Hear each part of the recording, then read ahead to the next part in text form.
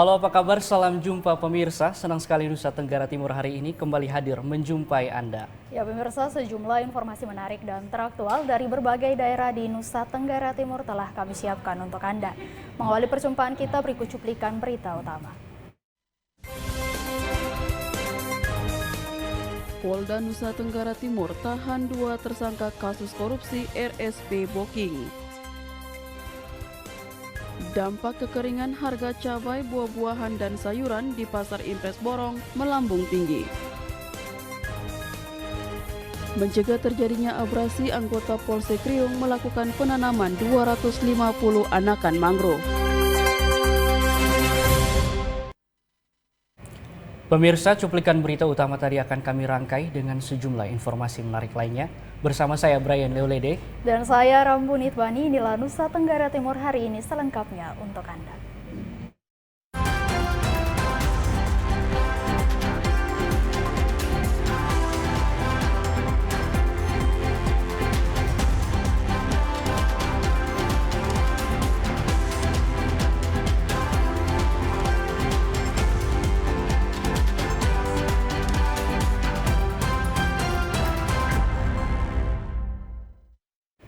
Pemirsa, kita awali berita pertama. Kepolisian daerah Nusa Tenggara Timur menahan 2 dari 5 orang tersangka kasus korupsi pembangunan Rumah Sakit Pratama Booking di Kabupaten Timor Tengah Selatan. Kasus tersebut merugikan negara sebesar 16,5 miliar rupiah.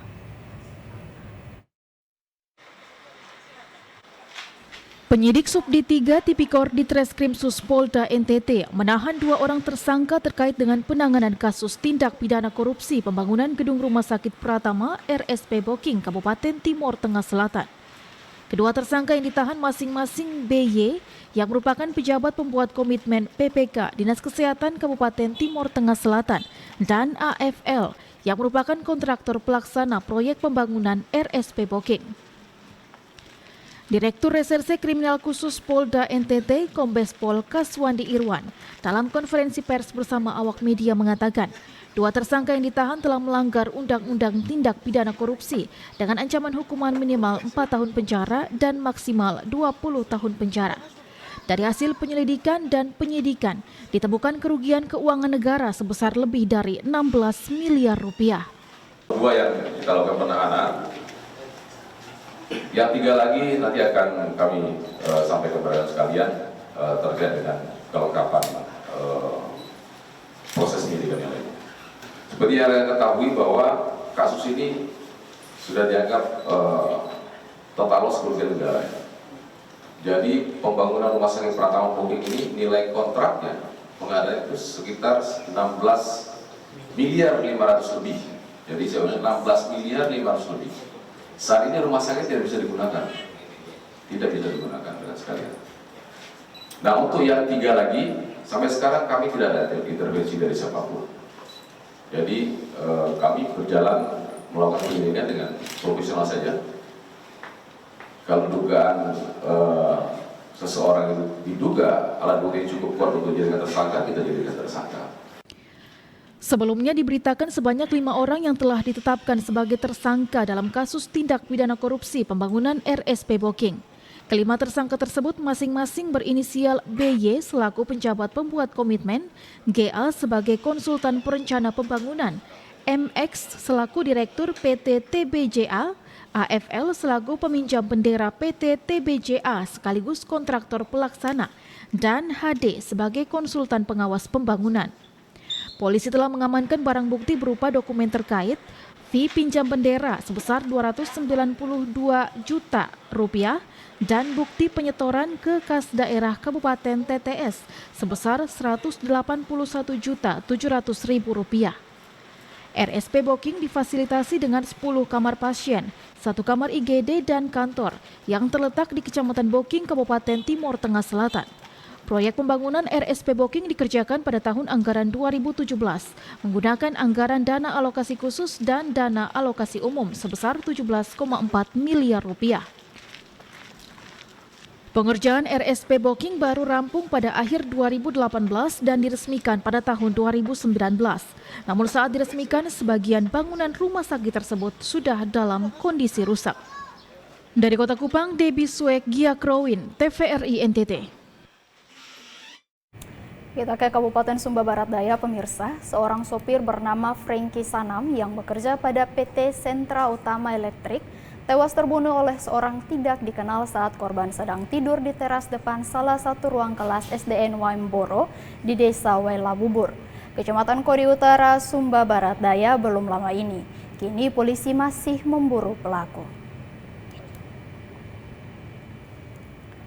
Frankie Eskiel Sanam berusia 44 tahun merupakan warga asal Desa Bone, Kecamatan Amanuban Tengah, Kabupaten Timor Tengah Selatan. Menurut salah satu rekannya, aksi pembacokan itu berawal saat Frankie bersama 11 rekannya melanjutkan pengerjaan proyek pemasangan tiang listrik di Desa Wailabubur. Saat itu, Frankie bertugas sebagai sopir yang mengantar jemput belasan rekannya dari tempat penampungan menuju lokasi pekerjaan menggunakan mobil pick-up. Sekitar pukul 15 WITA, Frankie mengantarkan 11 rekannya itu menuju lokasi proyek. Frankie menurunkan 6 rekannya di 2 titik yang akan digali, tepatnya di ujung kiri pagar SDN Waimboro, sedangkan 5 orang lainnya turun di depan pintu gerbang SDN Waimboro. Setelah itu, Frankie pamit beristirahat di depan salah satu ruang sekolah karena sedang tidak enak badan. Tidak lama kemudian, salah satu rekan Frankie datang hendak mengambil air di dekat sekolah itu. Ia kaget ketika melihat seorang pria yang diduga pelaku sedang memegang parang berlumuran darah di samping tubuh Frankie. Rekan Frankie itu kemudian bergegas menuju belakang gedung sekolah untuk memberitahukan kabar pembacokan itu ke sejumlah rekannya. Kasus kematian Frankie itu selanjutnya dilaporkan ke Polsek Kodi Utara dan saat ini sedang ditangani oleh Polres Sumba Barat Daya. Kasat Reskrim Polres Sumba Barat Daya, Ibtu Rio Panggabean saat diwawancarai wartawan, mengaku pihaknya bersama anggota Polsek Kodi Utara memang telah berupaya maksimal dalam proses pencarian pelaku pembunuhan. Bahkan sebelum proses pencarian itu, pihaknya telah memeriksa 14 saksi yang merupakan rekan kerja Frankie Sanam. Dirinya menerangkan kendati belum kunjung ditangkap, pihaknya memastikan kalau proses pengejaran pelaku tidak akan berhenti sampai di sini. Ia berkomitmen bahwa pelaku bakal terus akan diburu usai jadi buronan untuk mengungkap kasus pembunuhan tersebut. Kendati berkomitmen mengejar pelaku, Ibtu Rio Panggabean tidak memberikan nama terduga pelaku pembunuhan Frankie Sanam. Kami sudah memeriksa 14 orang saksi terkait kasus tersebut, terkait rekan-rekan kerja dari korban dan juga orang-orang yang berada di TKP. Dapat kami sampaikan bahwa dari 14 orang saksi itu kami sudah memiliki nama yang kami curigai berindikasi kuat sebagai pelaku. Kami sudah beberapa kali melakukan upaya penangkapan terhadap yang bersangkutan, namun sampai saat ini belum dapat kami amankan karena bersangkutan melarikan diri. Kami tetap berupaya semaksimal mungkin terkait penangkapan atau pengungkapan kasus ini. Kami harapkan secepatnya kami akan dapat mengungkap kasus ini. Dari Kabupaten Sumba Barat Daya, Freddy Ladi, TVRI NTT. Ya pemirsa, 4 bulan buron, tim tangkap buronan Kejaksaan Negeri Timor Tengah Selatan akhirnya membekuk MJF buronan kasus korupsi dana desa dan penggelapan aset desa berupa 1 unit dump truck di Jakarta Utara setelah ditetapkan statusnya sebagai daftar pencarian orang.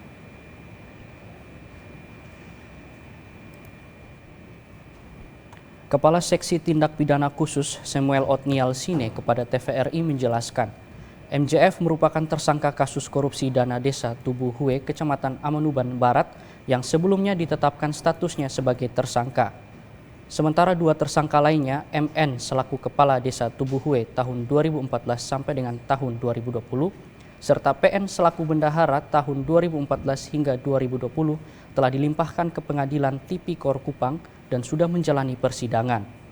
Sebelumnya MJF dilakukan pemanggilan sebanyak 3 kali berturut-turut, namun yang bersangkutan tidak mengindahkan panggilan. Tersangka malah kabur menghilang sehingga penyidik membuat penetapan DPO terhadap tersangka untuk dilakukan pencarian. Selama 4 bulan tersangka tidak ditemukan arah tujuannya sehingga penyidik melakukan penyelidikan dan pencarian melalui media Ariyaksa Monitoring Center Kejaksaan Agung Republik Indonesia dan menemukan titik persembunyian tersangka tepatnya di sebuah kamar kos di Kecamatan Kota Jakarta Utara, Provinsi DKI Jakarta. Selanjutnya tim langsung menggiring tersangka langsung ke bandara udara untuk diterbangkan ke kantor Kejaksaan Negeri Timur Tengah Selatan guna dilakukan penanganan lebih lanjut.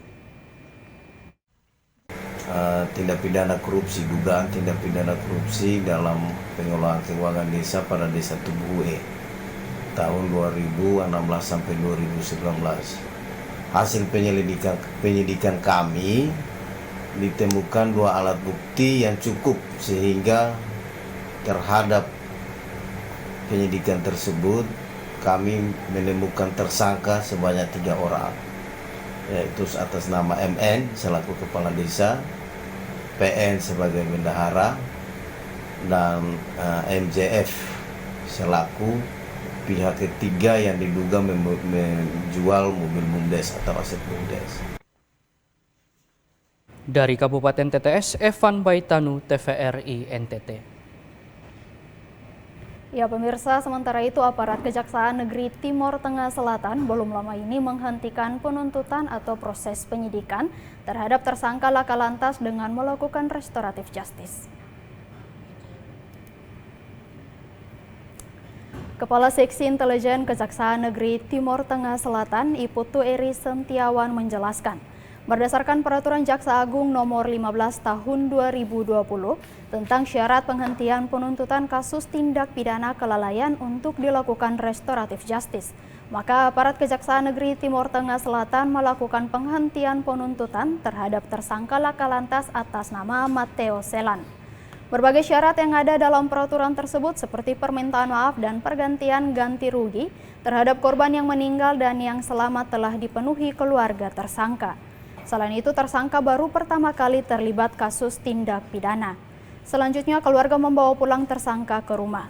Untuk diketahui, tersangka terlibat kasus laka lantas pada bulan Januari 2023 lalu di Jalan Timur Jalur Selatan, tepatnya di Desa Ob, Kecamatan Nunkolo. Tersangka sebelumnya dijerat dengan pasal 310 Undang-Undang Lalu Lintas Nomor 22 Tahun 2009 dengan ancaman hukuman 6 tahun penjara dan tersangka telah menjalani hukuman selama 8 bulan. Di mana perkara itu laka lantas yang tersangkanya itu sudah melakukan permintaan maaf serta mengganti kerugian-kerugian yang sudah terjadi dan sudah dilakukan upaya damai kantor Kejaksaan Negeri Timur Tengah Selatan bahwa ada salah satu syarat khusus untuk kelalaian ini bisa dilakukan RJ yang salah satunya itu tersangka baru pertama kali melakukan tindak pidana. Salah satu syaratnya. Dari pantauan TVRI, suasana haru mewarnai proses perdamaian. Ratap tersangka sambil sujud menyembah dan mencium wali dan keluarga membuat tangis pecah di aula kantor Kejaksaan Negeri Timur Tengah Selatan kemarin. Dari Kabupaten TTS, Evan Baitanu, TVRI NTT. Pemirsa, informasi selanjutnya akan kami hadirkan usai jeda berikut ini. Ya, untuk itu tetaplah bersama kami.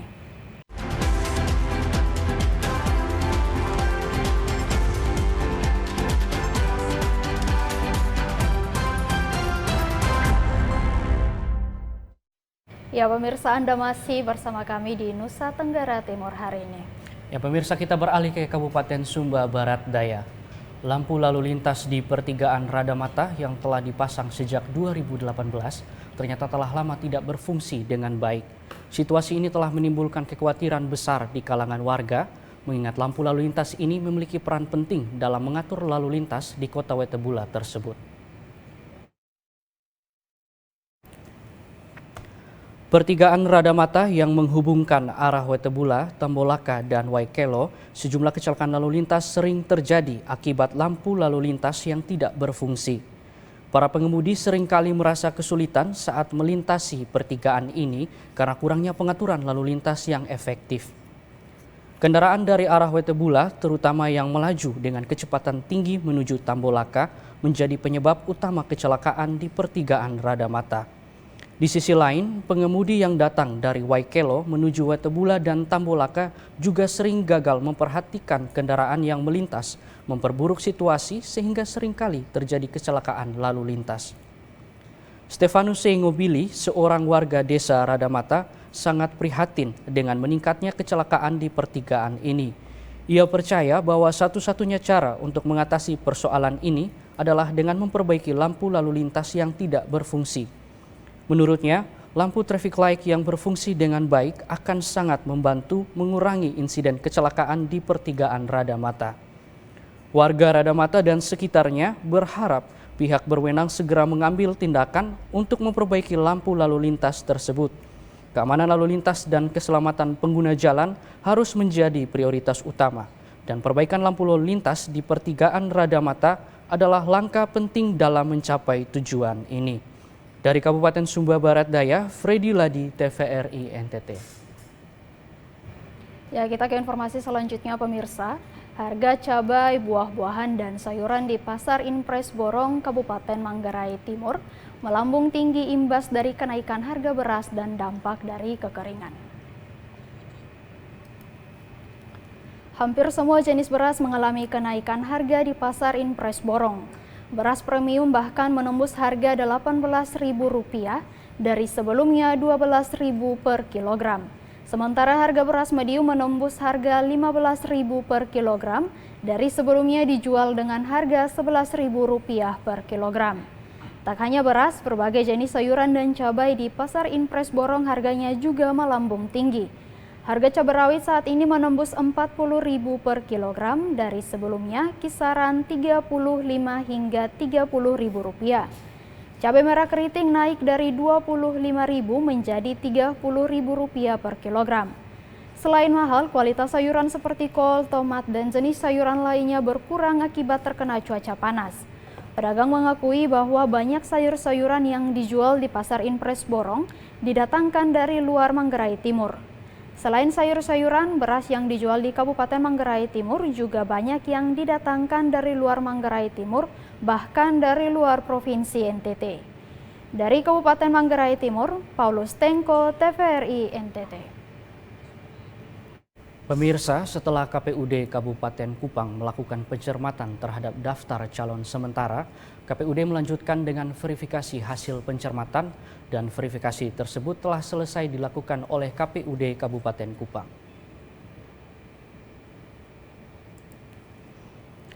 Pasca penetapan pengumuman daftar calon sementara atau DCS, KPUD melakukan pencermatan terhadap DCS tersebut, di mana selama masa pencermatan, KPUD menerima masukan dari masyarakat dan perbaikan hingga pergantian bakal calon legislatif atau bacalek dari partai politik.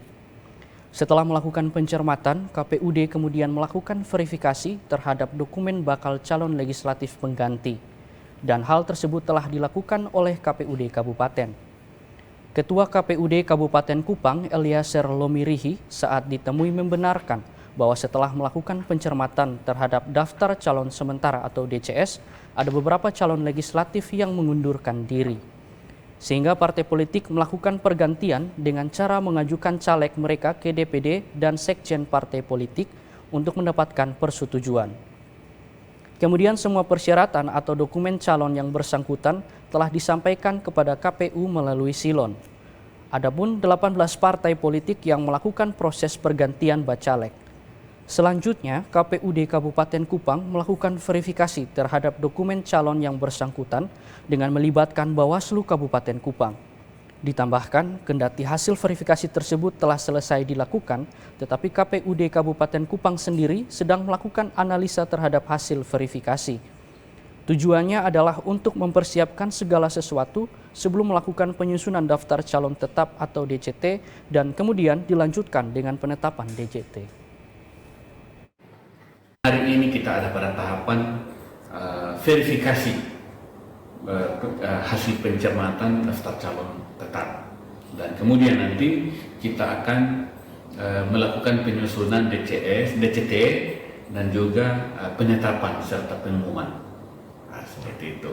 Nah, terkait dengan proses-proses yang terjadi dalam pencermatan DCT, memang ada beberapa calon yang mengundurkan diri. Ada beberapa calon sementara yang mengundurkan diri, sehingga partai politik juga sudah melakukan pergantian dengan cara mengajukan calon mereka ke ketua DPP dan sekjen untuk mengetahui, untuk mendapatkan persetujuan. Masa analisa hingga penyusunan daftar calon tetap bakal calon legislatif tersebut akan berjalan lancar hingga penetapan daftar calon tetap. Dari Kabupaten Kupang, Kris Poto, TVRI NTT. Ya pemirsa, sebanyak 45 unit traktor dengan kondisi rusak berat akan diperbaiki pemerintah daerah melalui Dinas Pertanian Kabupaten Malaka. Direncanakan 11 unit akan diperbaiki terlebih dahulu. Sebanyak 45 unit traktor saat ini masih dalam kondisi rusak berat. Beberapa unit dengan kondisi rusak ringan sudah diperbaiki Pemda Malaka melalui Dinas Pertanian Kabupaten Malaka dan saat ini sedang beroperasi di kecamatan.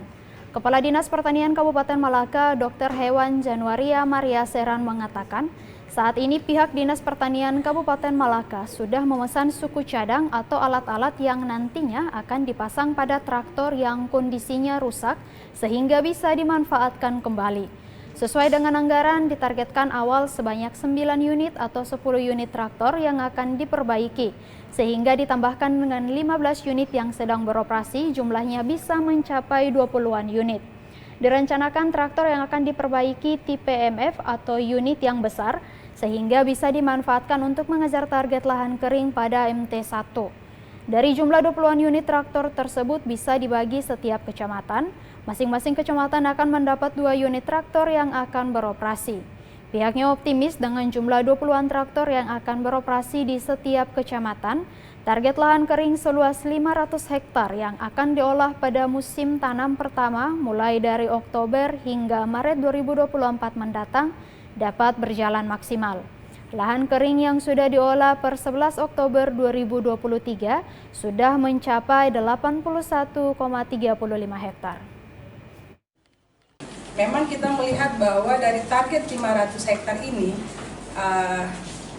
ada pertanyaan apakah mampu untuk menyelesaikan dengan armada yang cuma 15. Saya laporkan Pak Bupati izin bahwa pada hari ini kemarin kita sudah melakukan pembicaraan di tingkat DAPD dan juga di DPR, belum melakukan putusan secara final, tetapi kami sudah diberikan ruang untuk melakukan perbaikan terhadap traktor-traktor yang kondisinya harus dalam keadaan perbaikan berat. Yang selama ini dianggarkan di APBD itu adalah perbaikan ringan, kurang lebih 300.000. Kemarin sudah ada rambu-rambu untuk kami bisa melakukan perbaikan untuk ditargetkan 10 unit. Dari Kabupaten Malaka, Yosman Seran, TVRI NTT.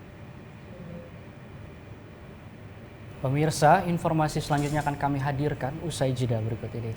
Ya, untuk itu tetaplah bersama kami.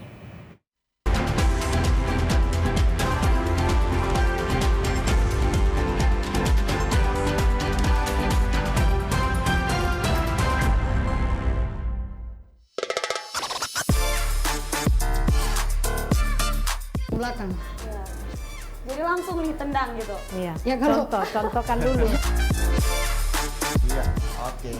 Langsung diajari sama pelatihnya ya, Kari. Mensana Incorpore Sano. Halo Sobat Sporty, terus saksikan Sporty setiap Sabtu pukul 15.00 hanya di TVRI NTT, Katongpung TV.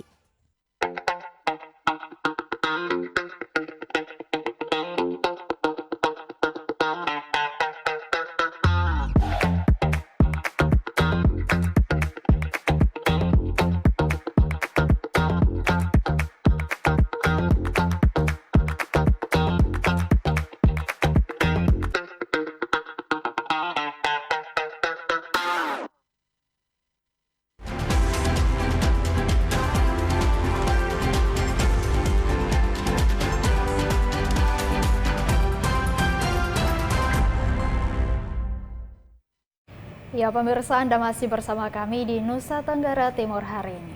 Pemirsa, kita beralih ke informasi selanjutnya. Demi tercapai Zero ATM 2030 mendatang, pemerintah Kabupaten Kupang melalui Dinas Kesehatan Kabupaten Kupang saat ini melakukan berbagai langkah preventif untuk penanganan ATM.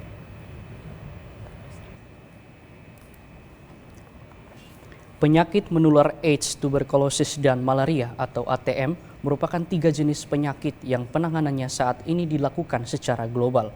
Khusus untuk Kabupaten Kupang, dalam upaya penanganannya memiliki target Zero ATM pada tahun 2030. Tentunya hal tersebut dibutuhkan berbagai langkah-langkah preventif untuk melakukan penanganan. Kepala Dinas Kesehatan Kabupaten Kupang, Robert Amheka, mengatakan, demi tercapai Zero ATM 2030 mendatang, pemerintah Kabupaten Kupang melalui Dinas Kesehatan saat ini sedang melakukan berbagai langkah preventif untuk penanganan ATM. Adapun langkah preventif yang dilakukan terhadap penyakit menular tuberkulosis adalah temukan, obati hingga tuntas. Kendati demikian, ada berbagai langkah lain yang dilakukan hingga tuberkulosis tereliminasi. Demikian juga dengan penyakit menular AIDS. Kabupaten Kupang sendiri saat ini memiliki kelompok kerja atau Pokja penanganan AIDS. Saat ini melalui Pokja telah melakukan berbagai langkah preventif yang dipastikan akan menuntaskan penanganan AIDS di Kabupaten Kupang. Sedangkan langkah penanganan penyakit menular malaria sendiri, Dinas Kesehatan melakukan pembagian kelambu dan upaya sosialisasi rutin tentang perilaku hidup bersih dan sehat atau PHBS kepada masyarakat. Selain itu, langkah penanganan malaria juga dilakukan secara bersama-sama dengan negara Timor Leste di daerah perbatasan Republik Indonesia Timor Leste di Oepoli, Kecamatan Amphoang Timur.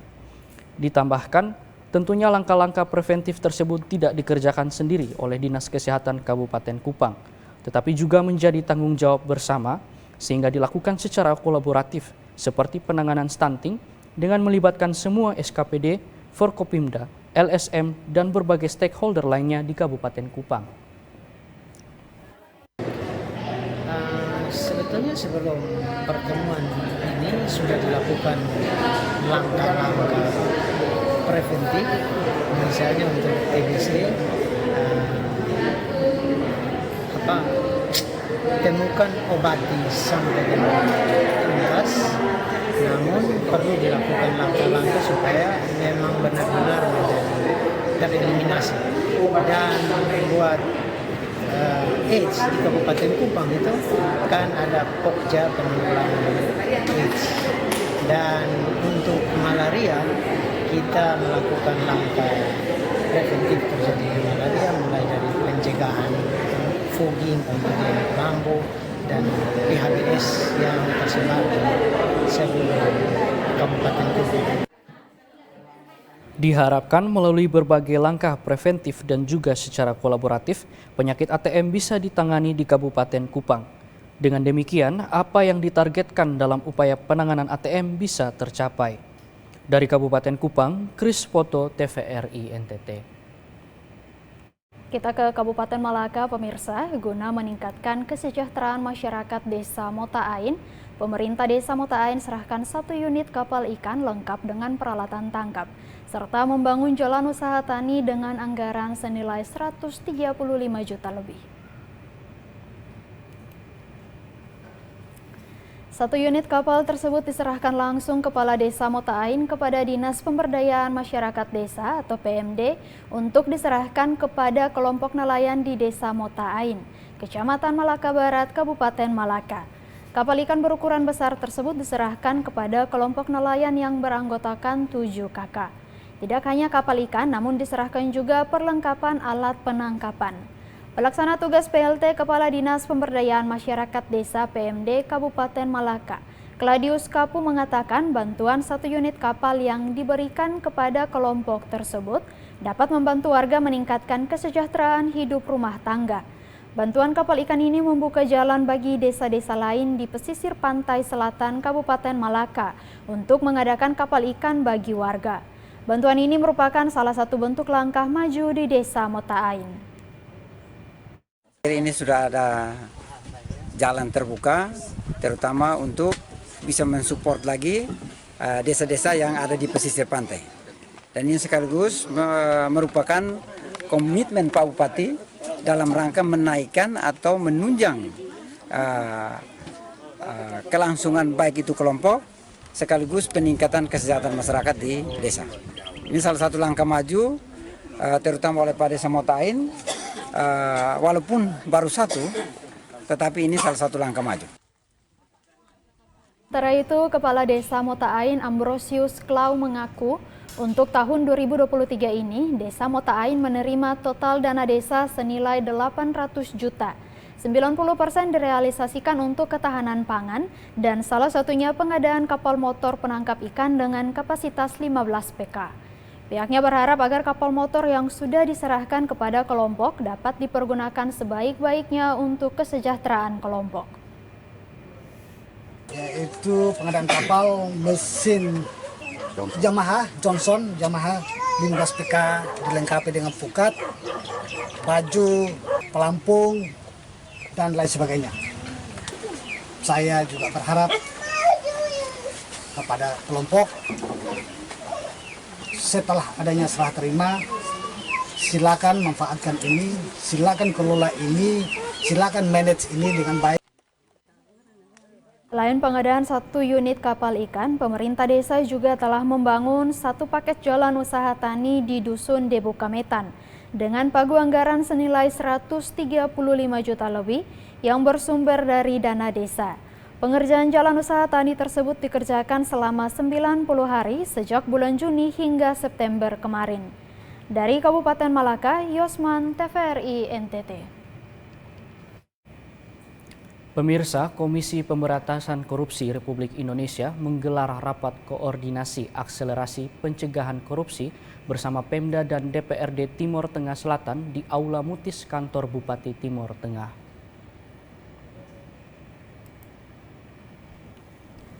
Rapat akselerasi pencegahan tindak pidana korupsi dipimpin Ketua Tim KPK Dian Patria bersama Wakil Bupati Joni Armikonai dan Sekretaris Daerah Seperius Edison Sipa. Pada kegiatan tersebut diikuti unsur Forkopimda, Ketua DPRD bersama jajaran, seluruh Kepala OPD lingkup Pemda Timor Tengah Selatan, Kepolisian serta TNI.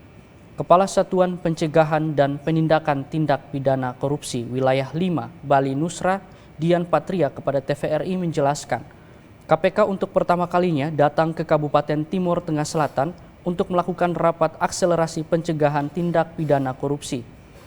Berdasarkan fakta-fakta, persoalan krusial yang ditemukan ternyata timbul akibat ego sektoral di mana masing-masing pejabat mempertahankan ego, sehingga tidak ada komitmen dalam hal penyerapan anggaran yang berdampak kepada masyarakat.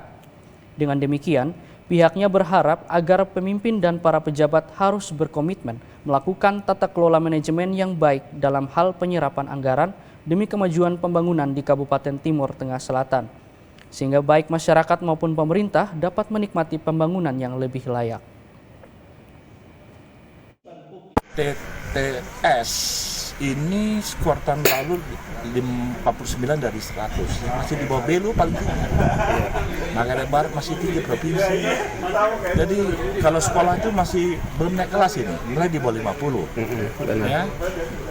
Artinya kalau bicara pencegahan, saya bisa katakan masih rendah komitmen pimpinan, ya bisa eksekutif legislatif ya atau PD terhadap perbaikan di sini. Masih lemah kepatuhan terhadap regulasi, ya. Mungkin masih kerja cara bisa kurang komitmen. Nah, kita harapkan tumbuh komitmen, ya. Mari kita bangun TTS yang lebih baik ke depan. Toh semuanya akan dinikmati oleh kita semua, termasuk masyarakat, termasuk keluarga para pejabat. Ya, demikian. Dari Kabupaten Timor Tengah Selatan, Evan Baitanu, TVRI NTT. Ya pemirsa, kita ke informasi lainnya. Diduga karena larangan pemerintah provinsi terkait pengiriman bahan mentah rumput laut ke luar Nusa Tenggara Timur mengakibatkan harga rumput laut turun drastis. Budidaya rumput laut merupakan salah satu mata pencaharian masyarakat Kabupaten Kupang yang tinggal di daerah pesisir sejak tahun 1999. Di mana saat itu bertepatan dengan pemerintah Kabupaten Kupang menggalakkan gerakan masuk laut atau Gemala. Hasilnya banyak masyarakat petani rumput laut mengalami perubahan secara ekonomi. Kendati demikian, harga rumput laut selalu menjadi masalah. karena harga rumput laut dimainkan oleh tengkulak dan pengepul sehingga mengakibatkan ketidakpastian harga. Untuk mengantisipasi ketidakpastian harga tersebut, sejak 2022 pemerintah Provinsi Nusa Tenggara Timur mengeluarkan regulasi terkait harga maksimal dan minimal penjualan rumput laut. Kendati demikian, regulasi tersebut tidak efektif. Bahkan hingga saat ini harga rumput laut mengalami penurunan drastis. Seperti misalnya di Desa Lifuleo, Kecamatan Kupang Barat, mengalami penurunan harga dari Rp45.000 menjadi Rp14.000. Diduga penurunan harga tersebut diakibatkan oleh larangan pemerintah provinsi untuk tidak mengirim bahan mentah rumput laut keluar Nusa Tenggara Timur tanpa harus diolah terlebih dahulu. Seperti disampaikan Oktav Alexander Saketo, salah seorang petani rumput laut dari Desa Lifuleo. Menurut informasi dari pengumpul yang biasanya membeli rumput laut di tempatnya, harga rumput laut turun akibat larangan pemerintah provinsi tersebut. Tentunya larangan tersebut mempengaruhi perusahaan yang biasanya membeli rumput laut di petani dan menjual keluar tanpa mengolahnya terlebih dahulu, karena tidak memiliki sumber daya untuk mengolah rumput laut. Sebenarnya kalau menurut informasi yang kami dengar entah itu, tapi menurut para pengumpul, jadi kita jualnya ke pengumpul desa, orang-orang berduit, mereka membeli menurut informasi dari mereka bahwa terjadi harga rumput laut itu turun karena pemerintah melarang tidak boleh pengiriman bahan mentah ke luar, harus berbahan. Jadi sehingga itu juga berdampak membuat harga itu bisa turun. Masalah tersebut bisa menjadi perhatian pemerintah Provinsi Nusa Tenggara Timur agar harga rumput laut tidak lagi turun dan dapat meningkatkan kembali perekonomian petani rumput laut tersebut. Dari Kabupaten Kupang, Kris Poto, TVRI NTT. Pemirsa, Nusa Tenggara Timur hari ini akan kembali usai jeda berikut ini. Ya, untuk itu tetaplah bersama kami.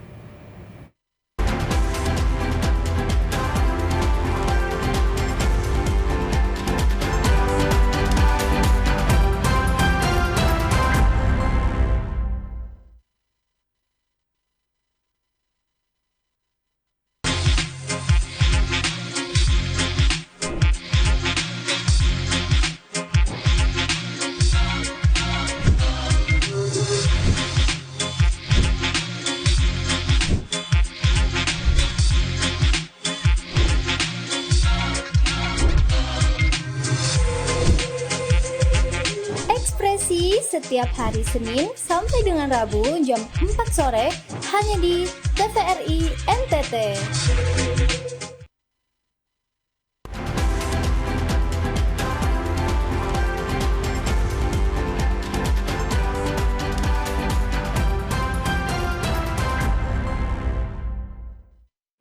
Ya pemirsa, terima kasih Anda masih bersama kami di Nusa Tenggara Timur hari ini.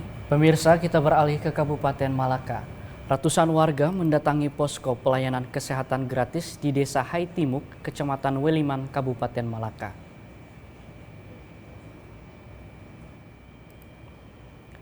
Pelayanan kesehatan secara gratis tersebut dilaksanakan bertepatan dengan kegiatan sosialisasi Gerakan Masyarakat Hidup Sehat atau Germas oleh Dinas Kesehatan Kabupaten Malaka melalui Puskesmas Weliman. Kegiatan sosialisasi Gerakan Masyarakat Hidup Sehat atau Germas bertujuan untuk menyadarkan setiap warga negara agar selalu sadar akan pentingnya kesehatan. Selain itu, warga negara juga diminta agar selalu rutin check up di fasilitas kesehatan terdekat agar mendeteksi penyakit sedini mungkin. Terlihat warga berantri panjang demi mendapatkan pelayanan kesehatan secara gratis. Pantauan TVRI, tidak hanya lansia dan orang tua yang mendapatkan pelayanan kesehatan secara gratis, namun ada juga para remaja tingkat SMA atau SMK yang hadir. Ada beberapa jenis pelayanan seperti pemeriksaan gula darah, tensi, timbang berat badan, dan beberapa jenis pelayanan lain.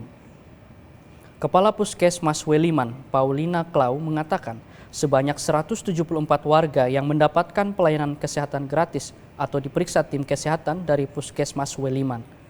Dari jumlah tersebut, paling banyak adalah para lansia dan orang tua yang diperiksa atau dicek kesehatan. Sementara itu, Aloysius Wake, salah satu pasien asal desa Hai Timuk, mengaku sangat berterima kasih kepada Dinas Kesehatan yang sudah memberi pelayanan kesehatan secara gratis. Periksa apa saya tadi? Darah tinggi, gula darah, dengan asam urat. Asam urat juga. Hasil pemeriksaan darah tinggi itu 174. Dengan kegiatan seperti pengobatan gratis begini bagaimana? Menguntung. Karena kita ini, asalnya kita masyarakat tani, ada pengobatan gratis begini, lebih daripada kita obat dibayar. Buat tadi gratis ya? Gratis. Dari hasil pemeriksaan kesehatan secara gratis, penyakit gula darah dan tensi darah tinggi terdeteksi paling banyak ada pada para lansia. Dari Kabupaten Malaka, Yosman Seran, TVRI NTT.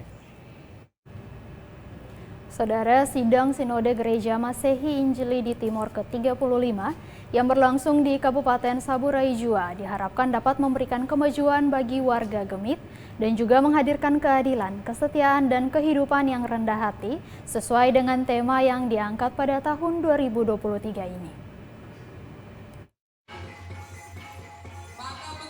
Sidang Sinode Gemit ke-35 yang diselenggarakan di Gedung Gemit Center 2, Kabupaten Saburai Jua, menghadirkan peserta persidangan dari 53 klasis dan sejumlah tamu undangan untuk ikut bersama-sama bersidang dan menyusun sejumlah program yang bermanfaat bagi warga Gemit.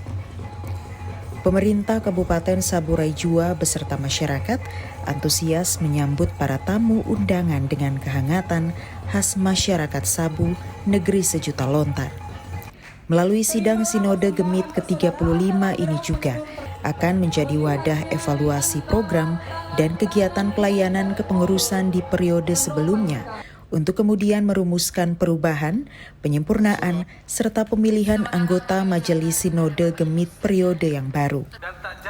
Beberapa agenda dari sidang Sinode ke-35 ini diantaranya sidang paripurna, ceramah, seminar, sidang penyampaian laporan pertanggungjawaban, sidang komisi, dan ibadah harian.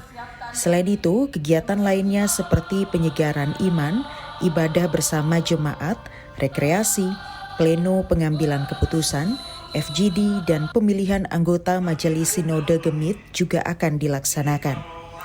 Melalui sidang Sinode Gemit ke-35 ini, diharapkan dapat menghadirkan suatu kebijakan strategis dan menjadi momen di mana warga Gemit dapat semakin dekat dengan masyarakat dan menjadi perpanjangan tangan Tuhan untuk setiap tantangan yang dihadapi bangsa, khususnya untuk Provinsi Nusa Tenggara Timur.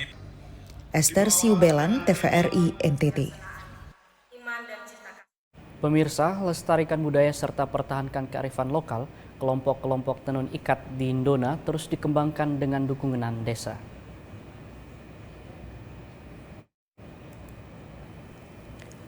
Tenun ikat bagi masyarakat Kabupaten Ende merupakan kearifan lokal warisan nenek moyang yang harus terus dipertahankan di era modern saat ini, seperti yang dilakukan ibu-ibu kelompok tenun Kale Taumbale dan Kapo Kalendona. Tenun ikat bagi mereka bukan hanya sebagai usaha serta melestarikan budaya, namun juga sebagai bagian dari menyatukan suku dan agama, karena sarung adalah pakaian wajib yang dikenakan masyarakat Ende di berbagai acara. Kepala Desa Manulondo, Peternus Bagi, menyampaikan, khusus di Desa Manulondo ada 2 kelompok tenun ikat yang hingga saat ini dipertahankan, yakni Kapokale dan Kale Taumbale, dengan alokasi anggaran dana desa untuk pengadaan benang serta perlengkapan menenun lainnya. Ia juga menambahkan saat ini pihaknya juga tengah mengirim anak-anak muda untuk mengikuti pelatihan terkait manajemen serta peluang pasar sebagai motivasi anak-anak muda untuk terus mempertahankan tenun ikat. Di zaman sekarang untuk yang muda ini agak sulit untuk mengembangkan produk-produk lokal seperti tenun ikat seperti ini. Kemarin kita sempat bekerja sama dengan salah satu lembaga yang untuk mengurus tentang tenun ikat ini. Saya sudah mengirim 1 anak cewek untuk kegiatan di pelatihan di Bali. 4 hari di sana, bagaimana cara untuk pemasaran, mengembangkan hasil karya tenun ikat yang ada di Desa Monolondo ini untuk menjadi sesuatu yang berharga untuk meningkatkan ekonomi di tingkat masyarakat Desa Monolondo. Dari Kabupaten Ende, Obi Tani, TVRI NTT. Ya pemirsa, demi mencegah terjadinya abrasi pada pantai, anggota Polsek Riung melakukan penanaman 250 anakan mangrove guna menyelamatkan pantai dari pengekisan air laut yang semakin parah terjadi di pantai utara Kabupaten Ngada, sehingga bisa melindungi alam dan pemukiman nelayan yang semakin dekat dengan hempasan gelombang, khususnya pada saat air pasang. Tanaman mangrove atau yang lebih dikenal dengan pohon bakau merupakan tanaman yang kaya akan manfaat, termasuk mencegah pengikisan oleh air laut, tetapi juga sangat bermanfaat bagi kelangsungan hidup biota laut dan keselamatan pemukiman nelayan. Manfaat lain dari mangrove adalah selain melindungi garis pantai, juga sebagai habitat bagi tumbuhan dan hewan, penyimpanan karbon serta menyerap polutan dari air laut seperti logam berat dan bahan kimia. Melihat banyaknya manfaat dari keberadaan mangrove, Polres Ngada melalui Polsek Riung menggelar kegiatan menanam 250 anakan mangrove di pantai Nangamese, Kelurahan Nangamese, demi melestarikan alam sekaligus menyambut hari ulang tahun Humas Polri ke-72. Kapolres Riung Ibda Nurholik menjelaskan bahwa penanaman anakan mangrove merupakan bukti kepedulian Polri terhadap keberlangsungan dan menjaga keseimbangan alam, khususnya menyelamatkan pantai dari pengikisan air laut yang semakin meluas. Kegiatan ini dilaksanakan dalam rangka Humas Polri dengan melaksanakan kegiatan penanaman mangrove. Tujuannya adalah untuk menjaga kelestarian alam dan mencegah abrasi di pesisir pantai yang kebetulan di wilayah kecamatan kami, wilayah hukum Polsek Riung, wilayah pesisir pantai. Kegiatan ini sangat positif guna mencegah jangan sampai terjadi abrasi laut nantinya ke depan. Jika kita tidak melestarikan lingkungan, tentunya akan tanaman mangrove ini akan punah dan akan terjadi musibah ke depannya. Jadi kita tidak berharap seperti itu. Jadi kami berterima kasih sekali lagi kepada tim dari Polres Ngada yang sudah bekerja sama dengan Polsek Riung. Ibda Nurholik sangat berharap gerakan menyelamatkan pantai dari abrasi dengan menanam mangrove bisa menjadi kepedulian bersama masyarakat, sehingga tidak terjadi penebangan atau pengrusakan terhadap tanaman mangrove demi kenyamanan dan keselamatan masyarakat itu sendiri, terutama yang mendiami sepanjang garis pantai. Dari Kabupaten Ngada, Lexi Nunu, TVRI NTT.